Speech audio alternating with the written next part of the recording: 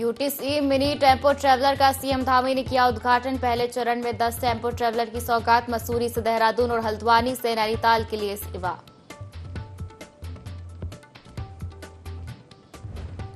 देहरादून में अनाधिकृत रूप से लगे मोबाइल टावरों पर प्रशासन ने कसा शिकंजा। अब तक 30 मोबाइल टावर सील। बिना अनुमति संचालित हो रहे टावरों पर चल रही सख्त कार्रवाई। कांवड़ यात्रा से पहले पुलिस ने नशा तस्करों के खिलाफ चलाया अभियान। करीब 3 करोड़ से अधिक कीमत की स्मैक बरामद। पहचान छिपाने के लिए स्मैक में मिलाया था रंग।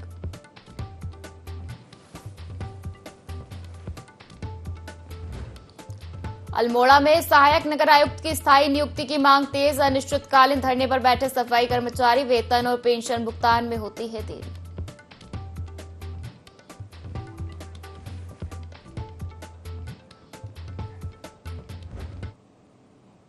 नमस्कार, बहुत स्वागत है आपका देवभूमि लाइव देख रहे हैं आप और मैं हूं आपके साथ पायल। बुलेटिन की शुरुआत करेंगे खबरों के साथ, जहां देहरादून में उत्तराखंड परिवहन निगम की ओर से कार्यक्रम का आयोजन किया गया, जहां प्रदेश के मुखिया पुष्कर सिंह धामी ने निगम की ओर से संचालित की जा रही यूटीसी मिनी टेम्पो ट्रैवलर का फ्लैग ऑफ किया। साथ ही सीएम ने मिनी बस में बैठकर व्यवस्थाओं को परखा। कार्यक्रम में कैबिनेट मंत्री गणेश जोशी और राज्यसभा सांसद नरेश बंसल साथ में मौजूद रहे। सीएम धामी ने कार्यक्रम को संबोधित करते हुए कहा कि परिवहन विभाग जनता को सुलभ यात्रा उपलब्ध करा रहा है। विकास के लिए बहुत ही जरूरी है और इसी को ध्यान में रखते हुए हमारी सरकार का ये संकल्प है कि राज्य के प्रत्येक क्षेत्र में बेहतर सड़क नेटवर्क हो, विश्वसनीय परिवहन सेवाएं भी यहाँ पर उपलब्ध हों। ये जो वातानुकूलित टेम्पो ट्रैवलर हमारे इसी संकल्प को पूरा करने में सहायक सिद्ध होंगे। मुझे ये बताया गया कि ये टेम्पो ट्रैवलर मोनोकॉक श्रेणी के हैं, जिसमें यात्री वाइब्रेशन मुक्त व आरामदायक यात्रा का लाभ उठा सकेंगे। वर्तमान में उत्तराखंड परिवहन निगम की ओर से वाल्वो और साधारण नॉन एसी बसों का संचालन किया जा रहा है, लेकिन अभी तक हमारे यहाँ कम बजट में एसी बसों की सुविधा का अभाव था। यात्रियों की इस मांग को देखते हुए परिवहन निगम उत्तराखंड में पहली बार टेम्पो ट्रैवलर का संचालन करने जा रहा है। मुझे यह भी बताया गया कि इन 20 टेम्पो ट्रैवलरों में से 10 को देहरादून मसूरी के मार्ग पर और 10 को नैनीताल हल्द्वानी मार्ग पर संचालित किया जाएगा। इससे दोनों ही स्थानों पर जहां पर बहुत जाम की समस्या होती है, पार्किंग की समस्या होती है, उस समस्या का कुछ समाधान होने की दिशा में आगे बढ़ेगा। और उत्तराखंड में चारधाम यात्रा सुचारू रूप से चल रही है। ऐसे में बड़ी संख्या में श्रद्धालु चारधाम के दर्शन करने पहुंच रहे हैं। ऐसे में मानसून सीजन शुरू होने के साथ ही चारधाम यात्रा भी प्रभावित होती है। तो वहीं भाजपा प्रदेश मीडिया प्रभारी का कहना है कि बरसात के कारण यात्रा प्रभावित न हो, इसके लिए सरकार 24 घंटे अलर्ट मोड पर है। यात्रा किसी भी तरह से प्रभावित न हो और आपदा से कम नुकसान हो, इसके लिए सरकार द्वारा बेहतर प्रयास किए जा रहे हैं। साथ ही मुख्यमंत्री पुष्कर सिंह धामी इसको लेकर समीक्षाएं भी कर रहे हैं।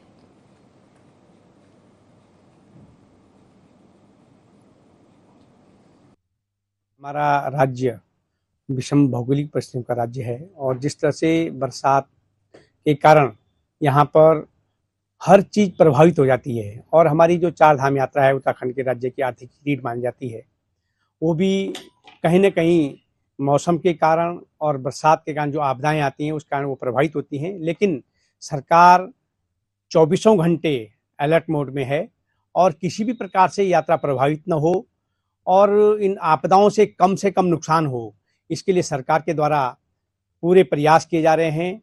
और 24 घंटे अधिकारी और प्रशासन पूरा तंत्र, यहाँ तक कि माननीय मुख्यमंत्री जी स्वयं अलर्ट मोड में हैं और लगातार इसकी समीक्षा भी कर रहे हैं और स्वयं वो ग्राउंड जीरो पर जाकर आपदा के कार्यों, आपदा जहाँ जहाँ आई है वो इसकी समीक्षा भी कर रहे हैं।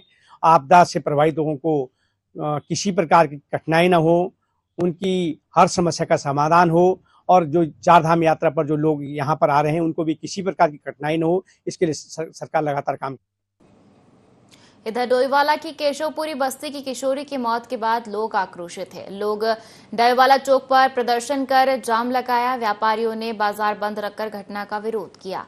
लोगों ने घटना की उच्च स्तरीय जांच की मांग की। मौके पर भारी पुलिस बल तैनात रहा। वहीं महिला व बाल आयोग की अध्यक्ष कुसुम कंठवाल डोईवाला कोतवाली पहुंची, जहां उन्होंने पुलिस के अधिकारियों से मुलाकात कर निष्पक्ष जांच और दोषियों पर कड़ी कार्रवाई के निर्देश दिए। वहीं कांग्रेस जिला अध्यक्ष मोहित उनियाल ने प्रशासन से मांग करते हुए कहा कि मामले की निष्पक्ष जांच हो और इस मामले में जो भी लोग संलिप्त हैं उन पर कठोर से कठोर कार्रवाई हो।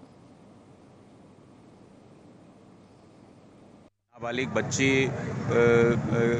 की मौत हो गई और संदिग्ध मौत हुई है और तब से पूरे डोईवाला क्षेत्र की जनता में आक्रोश है। कल रात भी पूरी रात भर डोईवाला क्षेत्र की जनता, केशवपुरी की जनता डोईवाला चौक पर आंदोलन करती रही और कोई सुनने वाला नहीं था।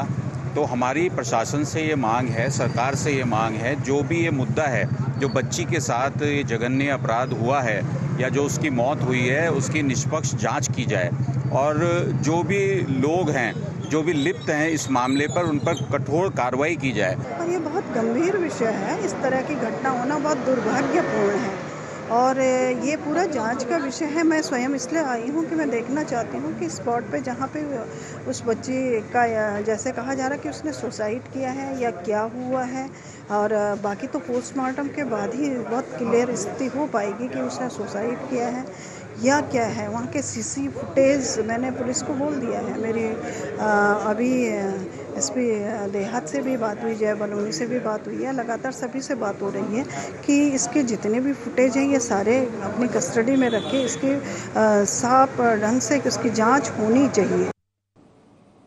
और खबरों में आगे बढ़ेंगे, जहां बद्री केदार मंदिर समिति के उपाध्यक्ष ऋषि प्रसाद सती ने सुभाई गांव स्थित पंच बद्री में एक प्रमुख धाम नवनिर्मित भविष्य बद्री मंदिर का निरीक्षण किया। इस दौरान उन्होंने मंदिर निर्माण कार्य की प्रगति की समीक्षा की और संबंधित अधिकारियों को मंदिर के शीघ्र उद्घाटन से पूर्व सभी कार्य समयबद्ध रूप से पूर्ण करने के निर्देश दिए। निरीक्षण के दौरान उपाध्यक्ष सती ने मंदिर परिसर में लक्ष्मी मंदिर के निर्माण, प्रसाद वितरण काउंटर, पूजा सामग्री काउंटर और शूज स्टैंड जैसी मूलभूत सुविधाएं विकसित करने पर भी बल दिया। उन्होंने कहा कि अब बद्रीनाथ धाम की यात्रा पर आने वाले श्रद्धालु भविष्य बद्री के दर्शन के लिए भी पहुंच रहे हैं। ऐसे में श्रद्धालुओं को बेहतर सुविधाएं उपलब्ध कराना समिति की प्राथमिकता है।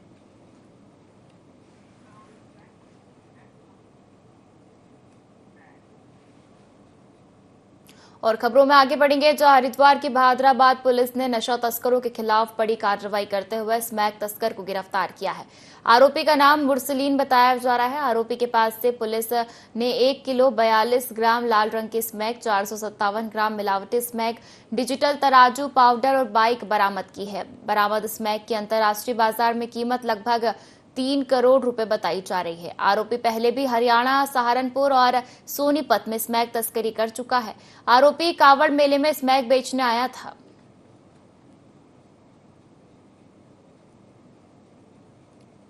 मंत्री जी की ड्रग फ्री उत्तराखंड की पहल पर काम करते हुए हरिद्वार पुलिस के द्वारा एक बड़ी कामयाबी के तहत जो हमारा बहादुराबाद थाना पुलिस है उसके द्वारा पथरी पावर हाउस के पास में सघन चेकिंग करते हुए एक व्यक्ति जिसका नाम मुरसलीन है उसके कब्जे से 1 किलो 42 ग्राम स्मैक और करीब 457 ग्राम जो मिलावट वाली स्मैक है वो प्राप्त हुई है।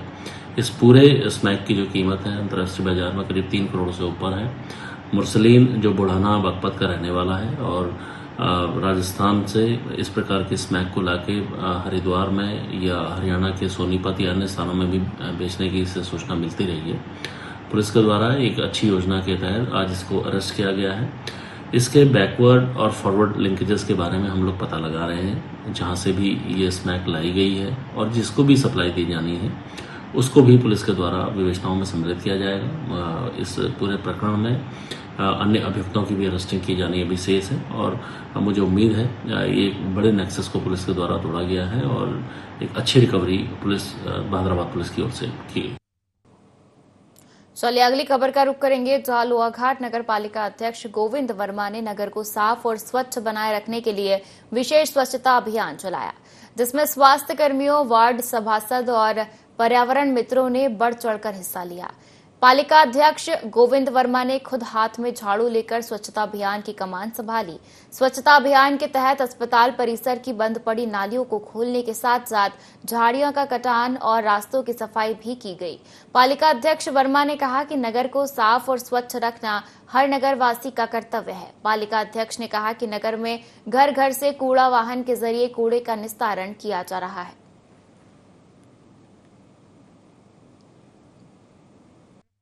जिला उप चिकित्सालय में लगातार शिकायतें आ रही थी। जो भी यहाँ स्टाफ क्वार्टर में यहाँ के लोग डॉक्टर्स और अन्य स्टाफ जॉब करते हैं, तो आज देखा गया कि यहाँ हमने बृहद रूप से स्वच्छता अभियान चलाया गया, जिसमें समस्त हमारे पर्यावरण मित्र, कुछ हॉस्पिटल के कर्मचारी और इसके साथ ही साथ हमारे वार्ड मेंबर आशीष राज जी और सुरेश फटियाल जी के साथ विशेष स्वच्छता अभियान चलाया गया। और यहाँ काफ़ी गंदगी पाई गई और लगभग घास से पूरे रास्ते बंदे हो चुके थे, नालियाँ सारी बंदी थी। और ये भी देखा गया यहाँ, और यहाँ लोगों ने खुले में शौच का एक अड्डा बना दिया गया है। और जो जितने भी उप जिला चिकित्सालय के सीवर टैंक हैं, सब ओपन नालियों में बह रहे हैं और जिससे काफ़ी प्रदूषण हो रहा है। लोग अपना इलाज कराने आते हैं यहाँ, और मुझे लगता है कि इलाज कराने नहीं, यहाँ से कुछ बीमारियाँ लेके जा रहे हैं। मुझे ये कहने में बड़ा खेद प्रकट हो रहा है कि जो यहाँ का महकमा है और CMS हैं, उनने इस और संज्ञान लेना चाहिए, और नहीं तो उनके खिलाफ जो भी वैधानिक कार्रवाई होती है नगर पालिका द्वारा की जाएगी। और खबरों में आगे बढ़ेंगे, जहां खसरा और रुबेला जैसी संक्रामक बीमारियों को जड़ से खत्म करने के लिए स्वास्थ्य विभाग 21 जुलाई से विशेष टीकाकरण सप्ताह की शुरुआत करने जा रहा है। यह अभियान सितंबर तक चलेगा। वहीं इस विषय पर बात करते हुए मुख्य चिकित्सा अधिकारी देहरादून मनोज शर्मा ने कहा कि जल्द ही इस अभियान की शुरुआत होने जा रही है। साथ ही जगह जगह देहरादून के वार्डों में आशाओं के द्वारा जागरूकता अभियान चलाया जाएगा। अभियान का उद्देश्य बच्चों को MR वैक्सीन से प्रतिरक्षित करना है। टीका है, बच्चे को 9 महीने पे लगाया जाता है और फिर जो है 16 से 24 महीने के बीच में दूसरा टीका जो है बूस्टर डोज लगाई जाती है। तो दोनों डोज जब लग जाती हैं, मीजल्स और रुबेला, MR वैक्सीन इसको बोलते हैं, तो जब दोनों डोज लग जाती है तब माना जाता है कि बच्चे का वैक्सीनेशन MR को लेके कंप्लीट हो गया। तो देखने में आया है कि कुछ केसेस जो है अभी भी हमारे फीवर विद रेसेस के आते हैं, जो सस्पेक्टेड मीजल्स हैं उसके केसेस आते हैं, रुबेला के भी केसेस होते हैं। और जैसे आप जानते हैं कि जो मीजल्स है, किसी को इन्फेक्शन होता है तो उसके जो कॉम्प्लिकेशन होते हैं, जैसे निमोनिया होता है, डायरिया होता है, या आँख में कॉम्प्लिकेशन होता है, कॉर्नियल ओपेसिटी हो जाती है, तो उसकी वजह से जो है बच्चों में कई डेथ भी देखी जाती है और बच्चे काफ़ी बीमार उसमें रहते हैं, जिसमें कि पेरेंट्स को भी काफ़ी धन की भी हानि होती है और समय की भी उसमें हानि होती है। उत्तराखंड में लगातार बारिश से पहाड़ी इलाकों में भूस्खलन और मैदानी क्षेत्रों में बाढ़ जैसे हालात के मद्देनजर आपदा प्रबंधन विभाग ने राहत शेल्टर और सभी जरूरी इंतजाम किए हैं। रुद्रप्रयाग, उत्तरकाशी, चमोली और टिहरी में अगले 2 दिन मुश्किल भरे बताए जा रहे हैं। लोगों से सचेत ऐप डाउनलोड कर सतर्क रहने और गैर जरूरी यात्रा से बचने की अपील की गई है।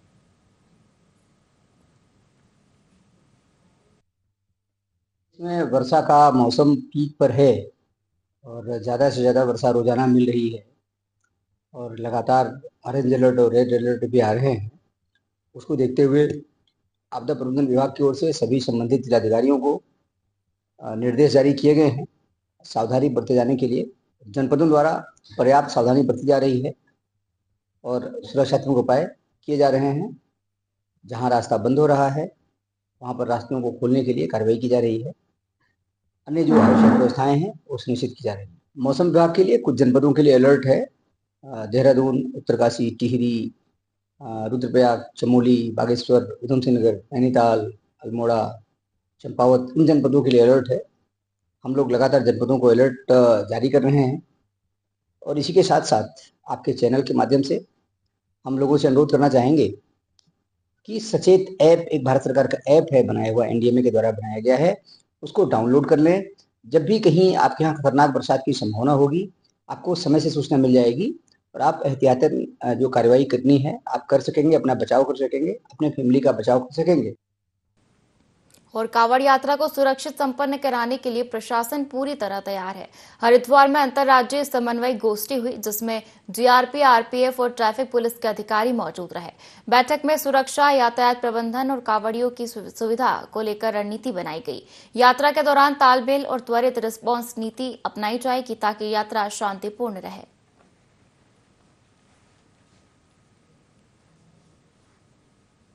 जो भी हमारे विभिन्न रेलवे संबंधी हमारे विभाग हैं, जीआरपी है, आरपीएफ है, इंडियन रेलवे, उसके अलावा जो भी हमारे यातायात पुलिस की तैयारियां हैं जनपद हरिद्वार में, समन्वय गोष्ठी का आयोजन किया गया, जिससे इंटर एजेंसी कोऑर्डिनेशन बेहतर हो पाए और हम एक सुरक्षित और सुगम यात्रा आगामी कांवड़ यात्रा सीजन में रेलवे के माध्यम से दें। इधर देहरादून में अनाधिकृत मोबाइल टावरों पर प्रशासन ने शिकंजा कस दिया है। जिला प्रशासन की संयुक्त कार्रवाई में अब तक 30 मोबाइल टावरों को सील किया गया। डीएम सविन बंसल के मुताबिक मोबाइल टावर केवल कंपनी और उपभोक्ता के बीच एक सौदा नहीं होता, बल्कि उसका असर आसपास के पूरे क्षेत्र पर पड़ता है। यदि कोई टावर असुरक्षित भवन या बिना रजिस्ट्रेशन की जमीन पर लगाया गया है तो वह पूरे मोहल्ले के लिए खतरा बन सकता है और राज्य को राजस्व की हानि भी होती है। बिना अनुमति संचालित हो रहे टावरों पर अब सख्त कार्रवाई हो रही है। ये कार्रवाई लगातार जारी रहेगी।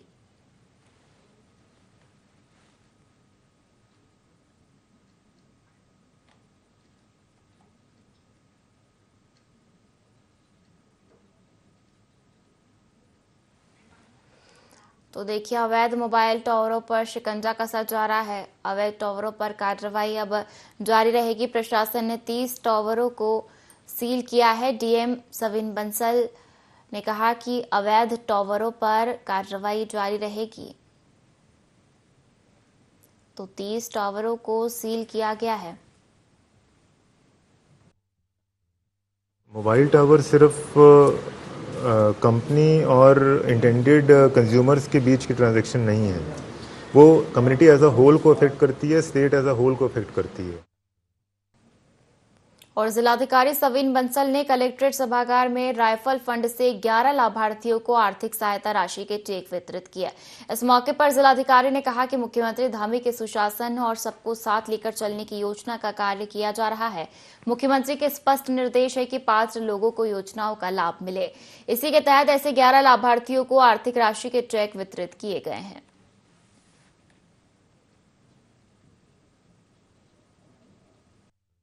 राज्य सरकार का, ऑनरेबल सीएम का ये संकल्प है, ये प्रेरणा है कि जो हमारे निर्बल वर्ग हैं, वंचित वर्ग हैं, जहाँ पे फैमिलीज़ में कुछ ट्रेजेडीज़ हो गई हैं, some women have lost their husbands, वो एक विशियस सर्कल में ट्रैप हो गए हैं, पॉवर्टी, इलिटरेसी, अनएम्प्लॉयमेंट के।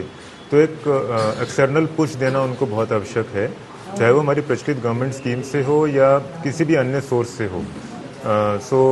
ये सीएम सर के निर्देशन में एक जिले में मुहिम चलाई गई है कि जो हमारा राइफल क्लब है, जिसमें जो लोग भी जो असला धारक होते हैं, जो नया असला लेना चाहते हैं, क्योंकि वो एक लग्जरी ट्रांजैक्शन है, तो उनसे निवेदन किया जाता है कि एक सीएसआर कोष में वो ड्यूली कंट्रीब्यूट करें ताकि उसके जो प्रोसीड्स हैं वो इस तरह के निर्बल वर्ग में सहायता प्रदान करने के लिए प्रेषित किए जा सके।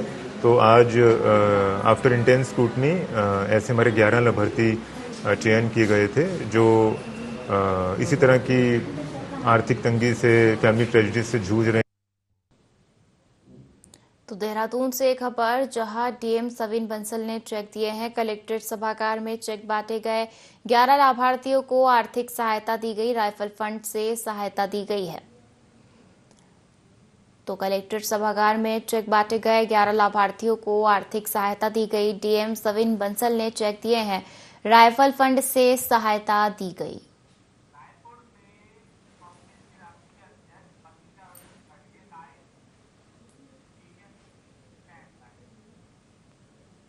और चलिए कांग्रेस के राष्ट्रीय अध्यक्ष मल्लिकार्जुन खड़गे का रुख कर लेते हैं। करके लब लोगों को डराते फिरने का।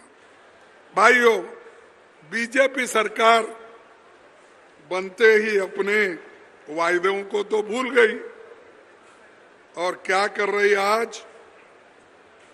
हमारे छत्तीसगढ़ के नौजवानों को, किसानों को धोखा दिया, क्योंकि वो हमेशा झूठ बोलते हैं। मैं पहले से बोलता हूं, मैं यहाँ 3 बार 4 बार आया, भाई ये मोदी झूठा है। वो कैसे फिर पार्लियामेंट में आए मुझे समझ में नहीं आ रहा, कैसे असेंबली में जीते वो भी समझ में नहीं आ रहा, क्योंकि इतना धोखा देते। 15 लाख दूंगा, कहाँ है भाई तुम्हारे 15 लाख? 2 करोड़ नौकरियां दूंगा, कहाँ है तुम्हारे 2 करोड़ नौकरियां? MSP डबल करूंगा, कहाँ है तुम्हारा डबल? अरे इतना झूठ बोलते, इतना झूठ बोलते। ये उसीलिए मैं हमेशा बोलता हूं, ये झूठों के सरदार है। भाइयों, ये सब आज बीजेपी कर रही है और बहुत लोग ऐसा बोलते हैं। किसी ने अभी बात निकाली, डबल इंजन की सरकार, डबल इंजन की सरकार। अरे एक तो गवर्नमेंट ऑफ इंडिया की सरकार केंद्र की सरकार है, एक है छत्तीसगढ़ की सरकार।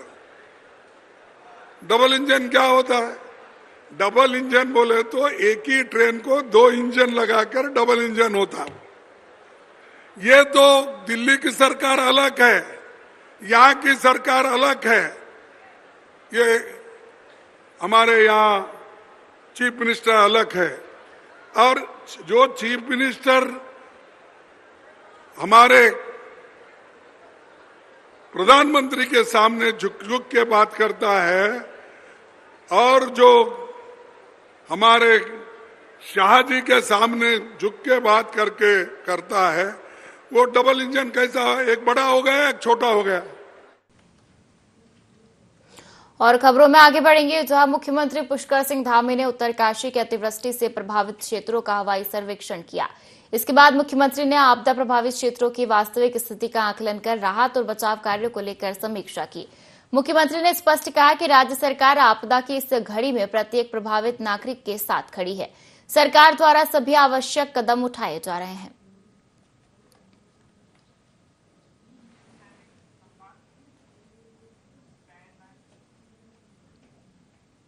देहरादून में विकसित भारत 2047 सामूहिक संवाद का आयोजन किया गया, जिसमें मुख्यमंत्री पुष्कर सिंह धामी ने शिरकत की।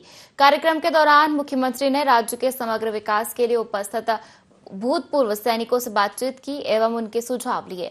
मुख्यमंत्री ने कहा कि जबरन धर्मांतरण और डेमोग्राफिक चेंज पर हमारी सरकार के प्रयासों के साथ जन सहयोग और कानूनी रूप से शिकायत के लिए जन जागरूकता भी आवश्यक है। उन्होंने कहा कि हमारी सरकार ने सख्त दंगा विरोधी कानून लागू करने के साथ भूमि अतिक्रमण के खिलाफ कड़ी कार्रवाई और यूसीसी जैसा साहसिक कदम उठाए, लेकिन सरकार के इन साहसिक प्रयासों के प्रभावी क्रियान्वयन के लिए व्यापक जन सहयोग की अपेक्षा है।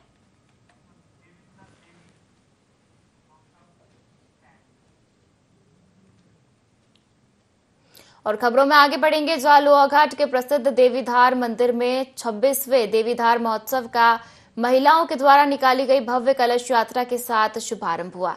देवीधार महोत्सव कमेटी अध्यक्ष जीवन सिंह मेहता के दिशा निर्देश में चल रहे देवी महोत्सव में डेसली के पंचखली से ढोल नगाड़ों, छोलिया नर्तकों, मशक बीन व तूतरी की धुन के साथ कलश यात्रा का शुभारंभ किया गया। कलश यात्रा में कुमाऊनी परिधानों से सजी दर्जी महिलाएं माता के जयकारे लगाते हुए चल रही थी। कलश यात्रा के आगे नन्हे बच्चे भगवान शंकर और मां भगवती और मां महाकाली के रूप में चल रहे थे।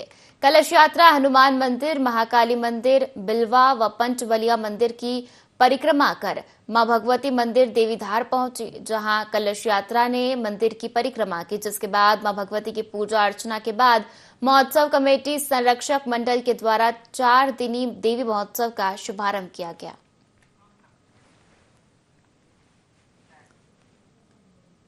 इस बुलेटिन में फिलहाल इतना ही। आप बने रहिए IND24 के साथ। नमस्कार।